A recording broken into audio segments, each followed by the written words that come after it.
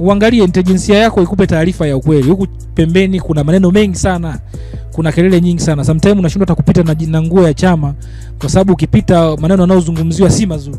Kuna wana CCM wako huku wanaimba, ikifika usiku wanaimba no reform no election, asubuhi hawataka kuzungumza na hawataka kuonekana.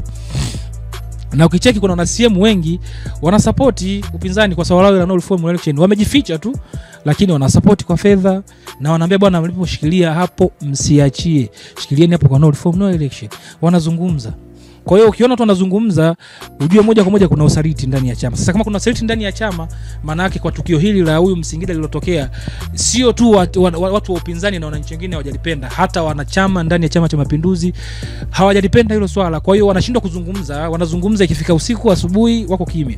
Ila wakiwa huko machochoroni wanapata sehemu, wanapata bia 2-3, wako sehemu kwenye vilinga wanazungumza hayo maswala. Kwa hiyo ili kuweka sawa sawa, kwa sababu sisi tunajenga yote chungu kimoja. Na kama tulivyo Watanzania wote sisi tumeumbiwa upendo na mshikamano. Na ndio maana tunaingiliana. Leo naona katibu wa Chama cha Mapinduzi kaoa, mama mkwe wake ni mjumbe wa Chadema, mama mtu ni mjomba mtu ni mtu akafu, mtu mwingine ni wa ICT Wazalendo. Ukoo umejengana, kila sehemu kuna chama. Huku kuna CCM, kule kuna kafu, kuna ICT Wazalendo, kuna nani, kuna TRP. Kwa hiyo tuna muunganikano mmoja ambao umetengeneza kitu kimoja. Tumekuwa na amani kwa muda mrefu. Kwa katika hivi vyama, Chadema ni kama watani wetu. Sasa katika utani tumejenga familia, tumejenga koo, tuna mwingiliano mkubwa sana wa kifamilia. Sasa mpaka leo hii ikitokea mgongano kama huu utaleta changamoto itakavotokea chochote. Kwa sababu mimi nilizungumza huyu Msingida pamoja na yote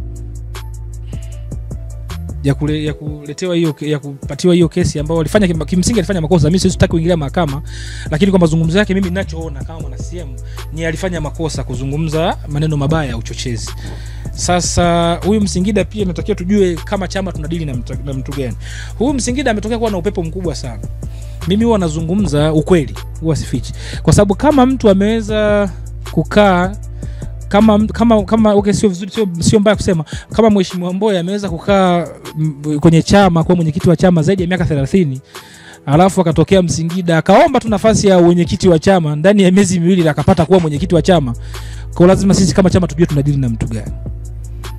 Huyu Msingida ametokea kuwa na upepo mkubwa sana. Basi mimi ningependa kuona Mheshimiwa Rais, haya mambo ninayozungumza nishatoa comment kwa maandishi kwenye chama changu kwa kumpeleka katibu wa chama, lakini pia nikaona sio vema nikazungumza ili kama mwenyekiti wangu wa chama ukasikia, ni bora kafanyia kazi. Naona hapa mkoa hapa na kelele nyingi sana kiasi kwamba inatupelekea nataka kuleta doa kwenye uongozi wa Mama Samia, na mimi hiyo siwezi kukubali, kwa sababu mimi Mama Samia nimeanza kumzungumzia hata kabla hajawa makamu wa rais. Mpaka anakuwa makamu wa rais nimezungumza, mpaka anakuja kuwa rais nimezungumza. Sasa inafika wakati tunakosa hoja, kwa sababu tumeshazungumza. Chadema tushaka nao, tunatafuta wale mambo ni wanaongea sana, tunakaa nao tunazungumza, wanazungumza bwana sisi tutaka hiki na hiki, mambo yakaenda sawa sawa, na tukawa tuna please kwamba bwana hebu tulia, uongozi umeingia mpya, mambo yatakuwa sawa sawa. Na walikuwa na imani. Sasa imani waliiona mwanzo. Of course ukiangalia mazungumzo yao na hoja zao wanazozungumza zinaleta mantiki, kwa sababu hawa watu hakuna mtu ambaye hajui, sio mtoto mdogo wala mtu mzima. Toka uchaguzi umeanza hiyo 19 20 24 ambao ndio ilikuwa mbaya zaidi kwa wao. Sasa hicho kitu sio kirahisi kuzungumza, watu wanajificha, hawataka kuzungumza, lakini ukweli ndio huo. Hawa watu na wao wana mioyo. Uchaguzi umefanyika, kama changamoto zilizotokea kama tulivyoona ni hivyo imetokea, sawa, siwezi kulizungumzia sana, lakini hawa watu ni binadamu, wana mioyo, wana familia. Basi tuangalie namna nzuri ya kukaa nao. Sasa kama sasa hivi watu washiriki uchaguzi, mimi naona ni vema tungeangana namna gani, hata kama hatutofanya reform kwenye katiba nzima, basi tutafute vile vitu vidogo vidogo wanaovitaka tuvirekebishe. Swala tu Chadema nao waingie kwenye uchaguzi, maana ndio chama kikuu cha upinzani. Tufanye uchaguzi kwa pamoja. Kuliko ni watu bado naona wana maumivu makubwa. Sasa tukiingia tena kwenye uchaguzi huu napo hawapo, tutatengeneza kitu kibaya sana ambacho sio kizuri kwa tunakoenda. Kama nilivyosema, sisi ni nchi ya amani. Nchi nyingi, karibia nchi zote za Afrika zinategemea Tanzania.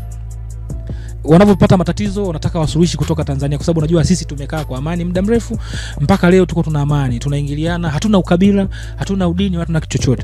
Kwa hiyo sasa kama imetokea ni hivi, basi sisi tuendelee kuulinda, kwa sababu kuna nchi zinatuangalia ni nyingi sana. Sasa ikitokea na sisi tumeanza hizi heka sio ndogo, hizi heka ni kubwa sana, lakini naona mimi nakushauri mwenyekiti wangu wa chama, uangalie intelligence yako ikupe taarifa ya ukweli. Huku pembeni kuna maneno mengi sana, kuna kelele nyingi sana. Sometimes unashindwa hata kupita na nguo ya chama, kwa sababu ukipita maneno yanayozungumziwa si mazuri. Sasa hichi kipindi cha ujuzi tunachoendelea, kuna mambo mengi hapa katikati. Basi mimi nilikuwa naona haina budi ni kumwachia tu Msingida aingie ulingoni, kwa sababu najua hata ingefanyika reform ya aina gani, ingefanyika reform ya katiba yote kwa ujumla, zingefanyika reform ndogo, Chadema haina nguvu.